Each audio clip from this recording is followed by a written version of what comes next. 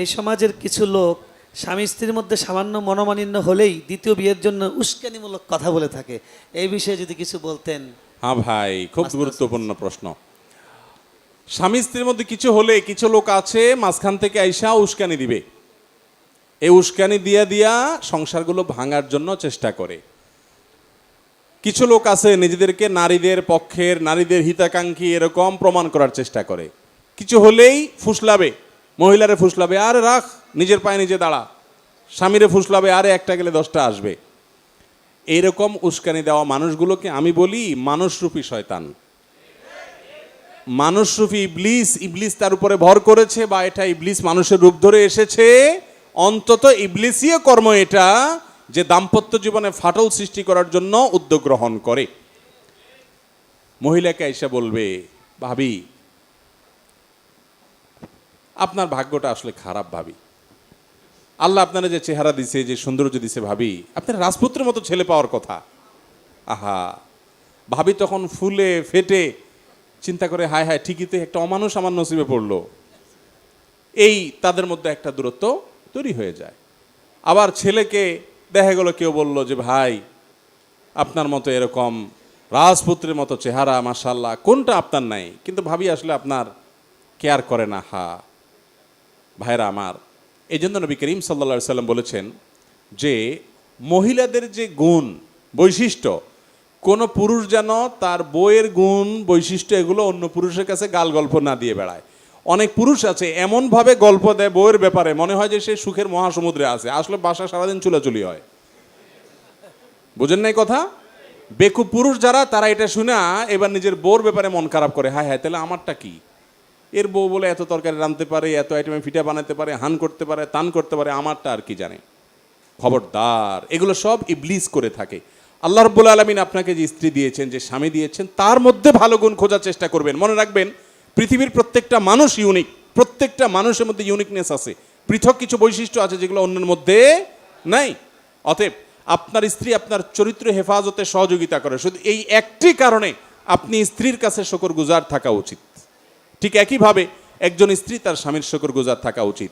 যারা এই একে অন্যের বিরুদ্ধে ক্ষিপ্ত করে দেয়, উস্কে দেয়, এগুলোকে কানে নেওয়া উচিত না, সিরিয়াসের সাথে ভাবা উচিত। কত সংসার ভেঙে খান খান করে দিছে, এবার মহিলা রাস্তা রাস্তা ঘুরছে, অথবা তালাক দিয়ে পুরুষটা দেখা গেল রাস্তা রাস্তা ঘুরছে।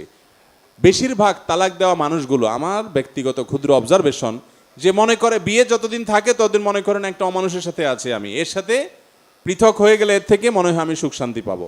একটা পর্যায়ে অনেক দিন পরে এসে মাসালাটা জিজ্ঞাসা করতে আসে, হুজুর আমাদের একসাথে হওয়ার কোনো সুযোগ আছে কিনা। আর ম্যাক্সিমাম মানুষ এক সময় পরে বুঝতে পারে যে তার দোষগুলো দেখছি, অনেক গুণ ছিল যেগুলো আমি দেখি নাই, তখন মিশতে চায়। আর তালাক দেওয়ার সময় এমন তালাক দেয়, বউরে দেয়, বোর 14 গোষ্ঠী সহ দেয়। 3 তালাক দেয় না, বলে 3000 তালাক, আরও কি বায়ন তালাক, সালন তরকার, সিম তালাক, বিভিন্ন তালাক দেয়। তো এই সমস্ত তালাক দেওয়ার ক্ষেত্রে সুন্নাহ ফলো না করার কারণে আর নেয়ার সুযোগও অনেক সময় থাকে না। আল্লাহ আমাদেরকে হেদায়েত দান করুন। জি, গোসলখানায় বালতির উপর অজু করলে অজুর ওই পানিটুকু ওয়াশরুমে ফেলে দিলে কোনো গুনাহ হবে কি? কোনো অসুবিধা নাই। অজুর ব্যবহৃত পানি বালতিতে রইল, সেগুলো আপনি টয়লেটে ফেলে দিলেন, কোনো অসুবিধা নেই, অথবা টয়লেট কমন পরিষ্কারে দিলেন, কোনো অসুবিধা হবে না, এতে কোনো গুনাহ হবে না। জি, বিভিন্ন জায়গায় বিভিন্ন মসজিদে আজান দেয়। এখন যে কোনো প্রথম আজান শেষ করে নামাজে দাঁড়ালাম, পরে অন্য মসজিদে আজান দিল, সেক্ষেত্রে নামাজ হবে কিনা? কোনো অসুবিধা নাই। ওয়াক্ত হয়ে গেছে, আজান হয়ে গেছে, আপনি জামাত শুরু করবেন, এরপর অন্য জায়গায় যদি আজানও হয় তাতে কোনো অসুবিধা নাই, আপনার নামাজের কোনো অসুবিধা হবে না। আর বাংলাদেশে এক এক মসজিদে এক এক সময় আজান দেয়, যদিও একটা টাইমে যদি বা কাছাকাছি টাইমে যদি আজান দেওয়া হতো সেটা ভালো হতো, কিন্তু পৃথক পৃথক টাইমে আজান হয়, তাতেও সুবিধা আছে যে এক জায়গা মিস হলে আরেক জায়গায় জামাত পাওয়া যায়। জি হুজুর, আমার প্রশ্ন হলো, আমার একটা নীল পাঞ্জাবি আছে, আমি প্রতি জুমায় পাঞ্জাবিটা পরে সালাত আদায় করি এবং আল্লাহর রহমতে প্রচুর দাওয়াতও পাই। তাহলে এই পাঞ্জাবিটা কি দাওয়াত পাওয়ার একটা উসিলা হিসেবে ধরা যাবে কি না? এটা হলো ওই যে আপনার ঠাড়ায় বক পড়ে আর ফকিরের কারামতি জায়ের হয়, এটা বলতে পারেন আর কি। আপনি দাওয়াত পান, এখন পাঞ্জাবির বরকত খুঁজতেছেন। তো এগুলো এগুলো নিছক আমাদের মনের ওয়াসওয়াসা। অনেক সময় আমাদের এগুলো মনে হয় যে এই কারণে বোধহয় এটা হচ্ছে, ওই কারণে বোধহয় এটা হচ্ছে, এরকম কিছুই না, হয়তো কাকতালীয়। আপনি যেদিন যেদিন দাওয়াত পান ওই দিন হয়তো আপনার এই পাঞ্জাবি পরা থাকে। কই, আমরা তো নীল পাঞ্জাবি পরি না, আমরা তো প্রতিদিনই দাওয়াত খাই। যদি দাওয়াত খাওয়ার জন্য নীল পাঞ্জাবির কোনো ভূমিকা থাকতো তো সাদা পাঞ্জাবি পরে তো দাওয়াতই পাইতাম না আমরা। ঠিক। অতএব এটা সঠিক কোনো বিষয় না। জি। জাযাকুমুল্লাহ। এখনকার বেশিরভাগ মসজিদে সম্মানীয় হুজুররা শুধুমাত্র স্বামীর প্রতি স্ত্রীর দায়িত্ব কর্তব্য পালনের কথা উল্লেখ করেন, কিন্তু স্ত্রীর প্রতি স্বামীর দায়িত্ব ও কর্তব্য পালনের কথা উল্লেখ করেন না, এবং বাবা মার প্রতি সন্তানদের দায়িত্ব কর্তব্যের কথা বলেন। পক্ষান্তরে উল্টারা সন্তানের প্রতি বাবা মার করণীয় সেটা নিয়ে কথা বলেন না। এ ব্যাপারে এই অবস্থা থেকে বের হওয়ার উপায় কি? এটা তো সঠিক যে আমরা অনেক সময় এক পেশে কথা বলে ফেলি, আল্লাহ আমাদেরকে মাফ করুক, সেটা হওয়া উচিত নয়। কিন্তু আবার এটাও সঠিক যে প্রশ্নকর্তা তিনি হয়তো মহিলা। যদি মহিলা হয়ে থাকেন তাহলে আমি তাকে প্রশ্ন করব পাল্টা, যে আপনার দরকার কোনটা? স্বামীর অধিকার জানা না স্ত্রীর অধিকার জানা? কোনটা দরকার? একজন মহিলার জন্য কোনটা জানা দরকার? স্বামীর হক জানা দরকার। কারণ স্বামীর হক যদি কোনোটা আদায় না হয় তাহলে আল্লাহর কাছে ধরা খাইতে হবে। আপনার হক এটা জানা দরকার আপনার স্বামীর, এটা তো আপনার জানা দরকার না, বা এটা জানার পরে আগ্রহ থাকার দরকার না। কারণ আপনার হক যদি আপনার স্বামী আদায় না করে তাতে আপনার লস নাই, তার লস, সে আল্লাহর কাছে ধরা খাবে। ঠিক না ঠিক? ডক্টর খন্দকার আব্দুল্লাহ জাহাঙ্গীর রহমাল্লাহ বলতেন, আমরা আজকাল সবাই অধিকার সচেতন, আমরা বেশিরভাগ মানুষ দায়িত্ব সচেতন না। অধিকার সচেতন দায়িত্ব সচেতনের মধ্যে পার্থক্য বুঝেন তো? নিজের অধিকারের ব্যাপারে আমরা সবাই সোচ্চার, কিন্তু আমার কর্তব্যের ব্যাপারে আমরা ওরকম সোচ্চার না। ভাইরা আমার, আপনার স্বামী আপনার হক আদায় করছে না, এর কারণে কি আপনার গুনাহ হবে? আপনার আখিরাত ধ্বংস হবে, জাহান্নামে যেতে হবে? কিন্তু আপনি আদায় করছেন না, আপনার তো গুনাহ হবে। এই জন্য মহিলারা সবসময় আশা করে, হুজুর একটু স্বামীদেরকে একটু ধোলাই করে দেন। স্বামীরা একটু আশা করে, হুজুর মহিলাদের একটু সাইজ করে দেন। এই জন্য বউ দেখবেন কোনো হুজুরের কোনো ওয়াজ যদি পায় যে স্বামীদেরকে সাইজ করছে, ওই লিঙ্কটা পাঠায় দেয় স্বামীরে, কয়েকটা শুনো তো হুজুর কি বলছে। আবার একই কাজ স্বামীও করে বউয়ের ব্যাপারে। স্বামী বউকে বলে, দেখো নবীজি সাল্লাল্লাহু সাল্লাম বলছেন, আল্লাহর পরে যদি কাউকে সেজদা করা যেত তাহলে আমাকে করা যেত। আমার কদরটা বুঝতে পারছো? মাইন্ড ইট, আমার মর্তবা কোথায় আল্লাহ রাখছে, তোমরা তো মানুষ মনে করো না। আবার বউ স্বামীকে হাদিস শোনায় যে দেখো নবী করিম সাল্লাল্লাহু আলাইহি সাল্লাম তার স্ত্রী আয়েশা রাদিয়াল্লাহু তাআলা আনহাকে খেলা দেখতে চাইছেন, নিয়ে গেছেন, বসেছিলেন, এবং এত সময় বসেছিলেন যতক্ষণ পর্যন্ত তার স্ত্রী আয়েশা বলছেন আর দেখবো না। তিনি বিরক্ত হওয়া পর্যন্ত বসেছিলেন, নবীজি এত ব্যস্ত মানুষ, আর তুমি আজকে আমার সময় দেওয়ার সুযোগ পাও না। আম্মাজান আয়েশা বলেছেন, ফাকদুর কদরুল জারিয়াতি সিন্নি আল হারিসাতি আলাল্লাহ হাদিসাতি সিন্নি আল হারিসাতি আলাল্লাহ হবে। অল্প বয়স্ক স্ত্রী যারা তোমাদের আছে, যারা একটু বিনোদন পছন্দ করে, বৈধ হালাল বিনোদনের পরে কার্পণ্য করবা না। আম্মাজান আয়েশা ওসিয়ত করে গেছেন, আর তুমি খেয়াল করো না, আমার প্রতি অবিচার করো, অমানুষের মতো আচরণ করো। তো স্বামীর হাদিস বউ টানাটানি করে, আর বউয়ের হাদিস স্বামী টানাটানি করে, এগুলো অনুচিত ভাই। তবে একটা বিষয় আমরা বলবো, তা হলো আমাদেরকে কিছু মানুষ অস্থিতিশীল করে দিচ্ছে দাম্পত্য জীবনগুলোকে ধ্বংস করার জন্য। এই যে অধিকার সচেতনতা ভালো, কিন্তু অতি অধিকার সচেতনতা এবং কর্তব্যের ব্যাপারে অসচেতনতা, এটা কখনো ভালো জিনিস হতে পারে না। অতএব এটা ঠিক যে স্বামীর যেরকম অধিকার আছে, স্ত্রীরও কি আছে? অধিকার আছে। মা বাবার যেরকম অধিকার আছে, সন্তানেরও কি আছে? অধিকার আছে। অনেক মা বাবা নিজের অধিকারের ব্যাপারে ছেলেকে মাশাআল্লাহ লম্বা লম্বা কথা শোনায়, কিন্তু সন্তানের যে অধিকার আছে সে ব্যাপারে ওনার কোনো খোঁজ খবর নাই। মা বাবা সন্তানের অধিকার নষ্ট করলে তারাও আল্লাহর কাঠগড়ায় আসামি হয়ে দাঁড়াতে হতে পারে। অতএব সবাই যার যার উপর অর্পিত দায়িত্ব পালন করে পারে সচেতন থাকতে হবে, স্বামীকেও, স্ত্রীকেও, বাপ মাকেও, সন্তানকেও। আল্লাহ তাআলা আমাদের সবাইকে দায়িত্ব সম্পর্কে সচেতন হওয়ার তৌফিক দান করুন। আমার বিবাহের ওয়ালিমার দিন সকালে আমার বাবা মারা যায়, এবং সেদিনে আমার স্ত্রী তার বাবার বাড়ি চলে যায় আর ফিরে আসেনি। 1 মাস পর সে অন্য জায়গায় বিবাহ করে, আমার সাথে এখনও তার তালাক হয়নি। এখন আমি যদি বিবাহ করতে চাই তাহলে কি করতে হবে? যদি বিয়ের পর তালাক হওয়া ছাড়া স্ত্রী চলে যায় এবং তিনি ওই মহিলা অন্যত্র বিয়ে হয়, তাহলে সেক্ষেত্রে তার পরের বিয়েটা বাতিল, পরের বিয়েটা হয়নি, এবং সেখানে অবৈধ সম্পর্ক হচ্ছে, জেনা হচ্ছে, বরং তিনি এই ভদ্রলোকের স্ত্রী হিসাবে আছেন। এই অবস্থায় তিনি আরেকটা বিয়ে করতে কোনো অসুবিধা নাই। এটা তার একটা স্ত্রী আছে, ফাও আর কি বলতে পারেন, নাম কাওয়াস্তে আছে আর কি। তিনি আরেকটা বিয়ে করতে কোনো অসুবিধা নাই। আর তার স্ত্রী যিনি অন্যত্র বিয়ে করেছেন তিনি অবশ্যই হারামে লিপ্ত, তিনি যে কোনোভাবে এখান থেকে বিচ্ছেদ নেওয়া ছাড়া অন্যত্র সম্পর্ক তো হালাল হতে পারে না। মানুষের হায়াত কি আল্লাহ একবারই নির্ধারিত করে থাকেন? যদি তাই হয় পরবর্তীতে হায়াত বাড়ে কমে কিনা, চিকিৎসা করলে বাড়ে, এ ধরনের কথা বলার কি যৌক্তিকতা একটু যদি বুঝিয়ে বলেন। এ সম্পর্কে একটি হাদিস সম্ভবত ইবনে তাইমিয়া রাহিমাহুল্লাহ বা ইবনুল কাইয়িম রাহিমাহুল্লাহ উল্লেখ করেছেন তাকদীর সম্পর্কে, যে আল্লাহ রাব্বুল আলামিনের কাছে সকল তাকদীরই চূড়ান্ত, কিন্তু তাকদীরের যে লেখক ফেরেশতারা আছে তাদের কাছে তাকদীর দুই প্রকার, একটা তাকদীরে মোবরাম আর একটা গায়রে মোবরাম, একটা চূড়ান্ত একটা অচূড়ান্ত।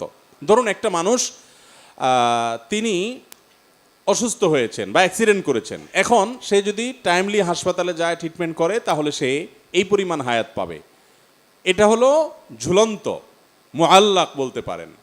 আরেকটা হলো যে না, প্রত্যেকটা মানুষের একটা লিমিটেড একটা ফিক্সড বাজেট আছে। ফর এক্সাম্পল আপনার 50 বছর আপনার বাজেট আছে হায়াত, বাকি আপনার লাইফস্টাইলের উপরে আপনার পদক্ষেপের উপরে নির্ভর করে আরও 30 বছর 20 বছর 40 বছর আপনি বাঁচবেন বা বাঁচবেন না, সেটা আপনার পদক্ষেপের উপর নির্ভর করে, যে আপনি স্বাস্থ্য সচেতন, আপনি সতর্ক, এসব কারণে আল্লাহ তাআলা, বা আপনি নেক আমল করলে রিজিক বাড়ে, হায়াত বাড়ে, সেগুলোর কারণে আপনার হায়াত এক্সটেনশন হবে, কিন্তু ফিক্স একটা আছে। তো তাকদীর লেখক ফেরেশতা তিনি ফিক্সডটা জানেন, আর যেটা ফিক্সড না, বান্দার আমলের উপরে, সতর্কতার উপরে, দোয়ার উপরে নির্ভর করে, সেটা আল্লাহ ছাড়া কেউই জানে। আল্লাহর কাছে সবই চূড়ান্ত, আল্লাহর কাছে কোনো অচূড়ান্ত বলতে কিছু নাই, বাট আমাদের কাছে এবং ফেরেশতার কাছে কিছুটা অচূড়ান্ত থাকে। সেই কারণে বলা যায় যে চিকিৎসা করা হয় না, এই লোকটা দুনিয়া থেকে চলে গেছে, এটাকে উসিলা হিসাবে বলা যায় এভাবে। কিন্তু এক্ষেত্রে সাবধান থাকতে হবে, কারণ এটা তাওহীদের প্রশ্ন, এমন কোনো কথা না হয়ে যায় যেন আমি আল্লাহর তাকদীরের উপরে এই দুনিয়ার আসবাবকে প্রাধান্য দিয়ে সেটাকেই মূল কারক হিসাবে নির্ধারণ করে ফেলি। বাকি আমাদের কর্মের কারণে তাকদীর হায়াত বেশি বা কম হতে পারে হাদিসের আলোকে। জি, মসজিদের কাজের জন্য টাকা উঠানো হয়, অনেক লোক আছে যারা সুদ ঘুষ খায়। আমরা ওয়াজে শুনেছি কাবা ঘরে কিছু অংশ বাকি ছিল, হারাম টাকা নেওয়া হতো না সেজন্য। তাহলে মসজিদের জন্য টাকা উঠানোর সময় কেন বলে না যাদের হারাম ইনকাম তাদের টাকা নেওয়া হবে না? আলহামদুলিল্লাহ, এই মসজিদের ছাদ নির্মাণের সময় আমার মনে আছে বলেছিলাম, সাহস করে বলেছিলাম যে হারাম টাকা যারা তারা দিবেন না, মসজিদের কাজ 7 বছর লাগুক, কোনো অসুবিধা নেই। মনে আছে আপনাদের? আলহামদুলিল্লাহ, এটা তো সুন্দর কথা এবং সুন্দর দরকারি প্রশ্ন। আজকাল মসজিদ মাদ্রাসা বলেন আর ওয়াজ মাহফিল বলেন আর যাই বলেন, আমরা চাই সেটা চাকচিক্যময় হোক, টাকা হালাল হোক বা হারাম হোক, সেটা নিয়ে আমাদের তেমন কোনো মাথা ব্যথা থাকে না। প্রশ্নকর্তা যেটা বলেছেন সঠিক তথ্য। আপনারা যারা মক্কা গিয়েছেন তারা দেখেছেন, যারা অনলাইনে বা ভিডিওতে দেখেছেন তারাও জানেন যে কালো গিলাপে মোড়ানো কাবা ঘর বাইতুল্লাহ, এই মসজিদ, এটার এক পাশে বুক পরিমাণ ওয়াল উঁচু করে রাউন্ড করা আছে। এটা মূলত কাবার ভেতরের অংশ ছিল। নবী করিম সাল্লাল্লাহু আলাইহি সাল্লামের দাদা আব্দুল মুত্তালিবের আমলে যখন কাবা পুনর্নির্মাণ সংস্কার করার উদ্যোগ নেওয়া হয়, তখন তারা মুশরিক ছিলেন মক্কার মানুষেরা, কিন্তু তাদের মধ্যে হালাল হারামের চেতনা ছিল। তারপরও তারা হালাল হারামের চেতনা থাকার কারণে ঘোষণা দিয়েছেন যে হারাম টাকা মক্কায় কাদের কাদের ইনকাম আছে এলাকার তো সবাই জানে, সেগুলো আমরা আল্লাহর ঘরে নেব না, আল্লাহর ঘরে শুধু হালাল টাকা নেব। তো হালাল টাকা তো সবসময় কমই থাকে, তো টাকা কম উঠছে, যার কারণে তারা এই ঘরটাকে, আল্লাহর ঘরটাকে পুরোটাকে বিল্ডিং বানাতে পারেন না, যেটাকে পার্সেন্ট করছেন টাকার অভাবে, অর্থের অভাবে, বাকিটাকে ওয়াল দিয়ে উঁচু করে রাউন্ড দিয়ে রেখেছেন। আজও পর্যন্ত সেটা সেভাবেই রেখে দেওয়া আছে। সেই স্মৃতি আমাদেরকে শিক্ষা দেয় যে আল্লাহর ঘরে বা দ্বীনের কাজে হারাম টাকা দেওয়া যাবে না। নবী সাল্লাল্লাহু আলাইহি ওয়াসাল্লাম বলেছেন, ইন্নাল্লাহা তাইয়্যিবুন লা ইয়াকবালু ইল্লা তাইয়্যিবা, আল্লাহ পবিত্র, যার কারণে হালাল এবং পবিত্র দান ছাড়া কিছু আল্লাহ তাআলা গ্রহণ করেন না। এই জন্য ভাইরা আমার, হারাম টাকা এটা দান করলে সওয়াব হবে না। আমাদের দেশে বেশিরভাগ মানুষ মনে করে আরে পয়সা করে কামায় নেই, এরপরে একটা সময় এসে দান দক্ষিণা করিডোরে হাজি সাহেব গাজী সাহেব সেজে যাব, মানুষের চোখে দুলা দিতে পারবে না। আল্লাহ তাআলা আপনার ব্যাকগ্রাউন্ড জানে না। অতএব এই 2 নম্বরের পথ পরিহার করতে হবে এবং হারাম টাকা মসজিদ দিবেন না। মসজিদ কর্তৃপক্ষেরও মেরুদণ্ডে থাকা উচিত, ইমাম সাহেবের মেরুদণ্ড থাকা উচিত যে হারাম টাকাকে ডিনাই করতে জানবে। আজকাল তো এগুলো নাই ম্যাক্সিমাম মসজিদ। আলহামদুলিল্লাহ, এই মসজিদে খতিব সাহেব বলেছেন, আমরা আমাদের আসুন্নাহ ফাউন্ডেশনে যারা লাইফ মেম্বার এবং ডোনার মেম্বার হবেন, সেখানে আমাদের ফরমে এবং আবেদনে লেখা আছে যে শর্তই হলো আপনি হালাল টাকা দিয়ে আমার এখানে সদস্য হতে হবে, হারাম টাকা দেওয়া যাবে না। তারপরও যদি আপনি হারাম দেন, আপনি অন্যায় করেছেন, প্রতারণা করেছেন, কিন্তু আমরা হারাম নিতে প্রস্তুত নই। আল্লাহ তাআলা সব ওলামাদেরকে এরকম দায়িত্বশীল ভূমিকা নেওয়ার তৌফিক দান করুন। আমিন। রাফি দত্তপাড়া রসুলবাগ থেকে, ছেলেদের জন্য লাল কাপড় এবং হলুদ কাপড় পরা নাকি হারাম, এটা কি কারণে জানতে চাই শাইখ? লাল কাপড় এবং হলুদ কাপড় পরা ডাইরেক্ট হারাম বলা কঠিন। বিভিন্ন হাদিসে একেবারে নিরেট লাল, টকটকা লাল, যেটা পিওর লাল, যেখানে কোনো মিশ্রণ নাই, এবং হলুদ, এই দুটির ব্যাপারে বিভিন্ন রেওয়ায়েতে নবী করিম সাল্লাল্লাহু আলাইহি সাল্লাম থেকে নিষেধাজ্ঞা প্রমাণিত। সেটাকে ফুকাহে কেরাম মাকরুহ বলেছেন, অপছন্দনীয়, অনুত্তম, অনুচিত, না পরা উচিত। পিওর লাল, পিওর হলুদ পুরুষের জন্য। এখন আপনি যদি বলেন যে এটা কি জন্য নিষেধ করা হয়েছে, আমি বলবো এটা মহিলাদের জন্য রিজার্ভ। এই কালার কাদের জন্য রিজার্ভ? অন্যান্য কালার আপনিও পড়তে পারেন, মহিলারাও পড়তে পারে, আর মহিলারা এই কালার তাদের জন্য স্পেশাল। দিন বা ইসলাম বলে মহিলাদেরকে খাটো করছে কিছু খাটো বুদ্ধির মানুষরা বলে। আপনি দেখেন পোশাক আশাকের ক্ষেত্রে মহিলা যেই কালারের ইচ্ছা সেই কালারে পড়তে পারবে, পুরুষ পারবে না, রেস্ট্রিকশন আছে। রেশম বলেন, সিল্ক বলেন, মহিলা পড়তে পারবে, পুরুষ পড়তে পারবে না, রেস্ট্রিকশন আছে। স্বর্ণ মহিলা পড়তে পারবে, আর পুরুষে বলা আছে তুমি শুধু চায়া চায়া দেখবা চান্দু, তুমি পড়তে পারবা না, তুমি শুধু চায়া চায়া পকেটের টাকা দিয়ে কিনা দিবা, পড়বে উনি দূর থেকে বা কাছে থেকে চায়া চায়া চায়া শুধু দেখবা, বাস, খবরদার, পড়ার সুযোগ নেই। এরপরে বলে মহিলাদের ছোট করছে বলেন। জি। একজন নারী তার স্বামীর শরীয়তসম্মত 95% কথা মেনে চলে না, কিন্তু ইসলামী সংগঠনের সাথে জড়িত, সব সময় সংগঠনের কাজে সময় দেয়, 5 ওয়াক্ত নামাজ ঠিক মতো আদায় করে না, বেশিরভাগ সময় নামাজ কাজা হয়, স্বামীকে না বলে যখন তখন বাইরে যায়, মোবাইল নিয়ে সবসময় ব্যস্ত থাকে, তাকওয়া পর্দা দুটোই কম। মোট কথা স্বামী তার উপর অখুশি থাকে। কোরআন হাদিসের দৃষ্টিকোণে বুঝিয়ে বলবেন। দেখুন ভাই, দিন কিন্তু মানুষের নিজের প্রবৃত্তির অনুসরণ করার নাম না। আমার একটা কিছু ভালো লাগলো আর করতে থাকলাম মন মতো, খেয়াল খুশি মতো, না, সেটা না। আবার স্বামী যে প্রশ্ন করছেন, এই স্বামী যে বউকে আটকানোর জন্য তার উপরে কোনো কারণে নাখোশ আছেন, কোনো গন্ডগোল ফাসাদ আছে, সেটার জন্য বানায় আজ আমার এখানে প্রশ্ন আনছেন যাতে করে আমারে দিয়ে, আমি তো বলি এই প্রশ্নগুলো বেশিরভাগ প্রশ্ন না, এগুলো সব আলপিন। আলপিন আলপিন বুঝেন আপনারা? মনে করেন ওনার সাথে ওনার গন্ডগোল আছে এক মাস আলানিয়া, তো উনি একটা প্রশ্ন ধরা দিছে, একটা আলপিন দিল আরে আমার হাতে, যে হুজুর ওনারা একটা গুতা দেন এটা দিয়া। এটা উত্তর তো না, এটা হলো আলপিনের কি গুতা। বইয়ে প্রশ্ন নিয়ে আসে যে হুজুর আমার স্বামীর সাথে আমার একটু কামড়ি আছে, আপনি একটু দিলাম প্রশ্ন, একটু গোষ্ঠী উদ্ধার করে দেন। এই জন্য আমি বলি এই সমস্ত বিষয়গুলোর উত্তর আমরা কমন কথা দেই, কিন্তু ইন্ডিভিজুয়াল কেস স্টাডি করা ছাড়া, জানা ছাড়া, দুই পক্ষের কথা শোনা ছাড়া আমরা ডিসিশন দিতে পারবো না, সেক্ষেত্রে ভুল হবে। তো মহিলা হোক আর পুরুষ হোক, যেই হোক, দিনের কাজ করতে গেলে, দাওয়াতের কাজ করতে গেলে, অনেকে আছে মহিলা তবলিগের কাজ করে, তবলিগে যায়, স্বামীর খোঁজ খবর নেয়, জিজ্ঞেসও করে না, পোলাপানের খোঁজ খবর না, সংসারের পরে উদাসীন, না, এটা না জায়েজ। আপনি স্ত্রী হলে আপনার স্বামীর নির্দেশনা মেনে চলা, তার সাথে থাকা, তার নির্দেশ অনুযায়ী চলা আপনার জন্য অপরিহার্য। তার নির্দেশের বাইরে গিয়ে আপনি ইসলাম প্রচারের কাজ আপনার খেয়াল খুশি মতো করার সুযোগ আপনাকে ইসলাম দেয় নাই। আপনি স্বামীর আনুগত্য করবেন, ওইটা আপনার উপরে ফরজে আইন না। ফরজে আইন হলে তাহলে স্বামীর নির্দেশ ছাড়াও আপনি করতে পারতেন। আপনি বাইরে গিয়ে দাওয়াতি কাজ করবেন, ইসলাম প্রচারের কাজ করবেন, অথবা যখন খুশি তখন যার কাছে দাওয়াত নিয়ে চলে যাবেন। স্বামী সংসার সব ফেলে রেখে এই সুযোগ কিন্তু ইসলাম দেয়া হয়নি। আল্লাহ তাআলা দাওয়াতের কাজ পুরুষদেরকেও করতে বলেছেন, মহিলাদেরকেও করতে বলেছেন, কিন্তু এটা কখন ফরজে আইন হয়, কখন আপনার সাধারণ থাকে, কখন ফরজে কিফায়া থাকে, কখন নফল হয়, এগুলো জানতে হবে, মাত্রা জ্ঞান থাকতে হবে। আজকাল আমাদের মা বোনদের জন্য আমি সবসময় একটা কথা বলার চেষ্টা করি। দেখুন, মা বোনদের জন্য একটা আমল আছে, তিতা করল্লার মতো আমল, ভয়ঙ্কর তিতা করল্লার তিতা যেরকম মানুষ খেতে চায় না, আমাদের মা বোনরা সে আমলটা করতে চায় না। সেটা কি? স্বামীর আনুগত্য। সেটা কি রে ভাই? এই কথা শুনলে আমাদের বেশিরভাগ মা বোনদের মাথা গরম হয়ে যায়, বলে কি হুজুর, আনুগত্য করতে চায় না। কোন এক সালাফ বলেছেন মহিলা, যে আমাদের স্বামীদেরকে আমরা শ্রদ্ধা করতাম প্রজারা রাজাদেরকে যেরকম শ্রদ্ধা করে। আজকাল আমাদের মা বোনরা নানা প্রপাগান্ডায় তারা প্ররোচিত হয়ে তারা স্বামীদের সাথে রীতিমতো টেক্কা দেয়, বেয়াদবি করে, আনুগত্য তো দূরের কথা, মানুষও মনে করতে চায় না। ওই যে একটু আগে প্রশ্ন শুনছেন, মায়ের দেওয়ার অনুমতি চাইতেছে। চিন্তা করেন কোথায় গেছে দুনিয়া। আল্লাহ তাআলা আমাদেরকে বোঝার তৌফিক দান করুন।